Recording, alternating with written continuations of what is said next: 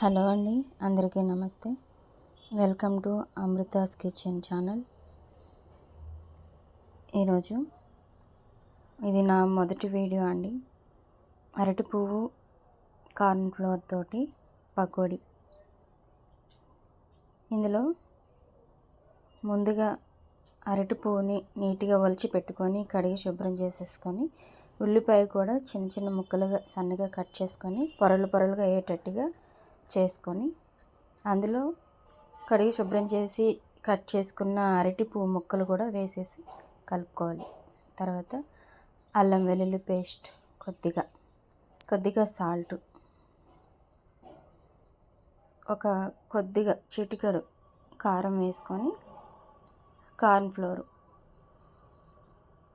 తర్వాత ధనియాల పొడి కొద్దిగా వేసుకొని ఇదంతా కలిసేటట్టుగా కలిపి, తర్వాత బియ్యం పిండి కొద్దిగా,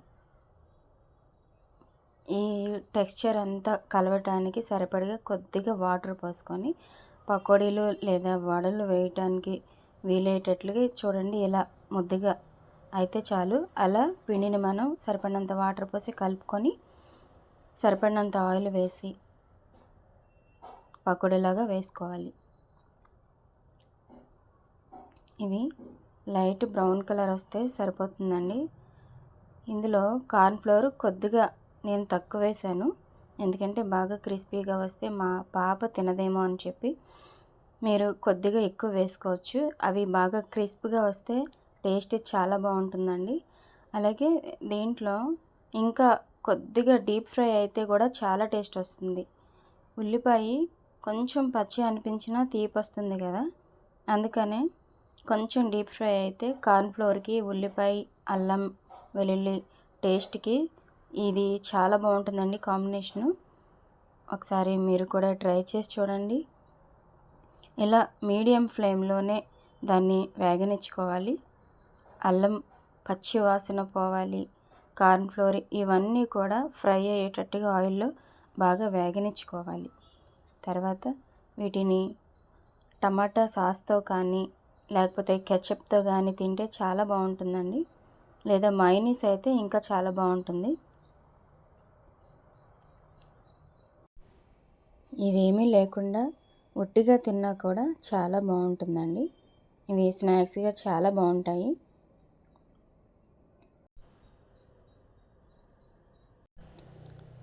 దీంతో వడలుగా ఒత్తుకోవచ్చు, లేకపోతే పకోడీలాగానే వేసుకోవచ్చు. ఒకవేళ ఇదే కాంబినేషన్తో అరటి పువ్వు ఉల్లిపాయతోటి వడల్లా వేసుకోవాలంటే కొద్దిగా ఉల్లిపాయలు చిన్న ముక్కలుగా కట్ చేసుకోవాలి, అరటి పువ్వు కూడా చిన్న ముక్కలుగా కట్ చేసుకోవాలి.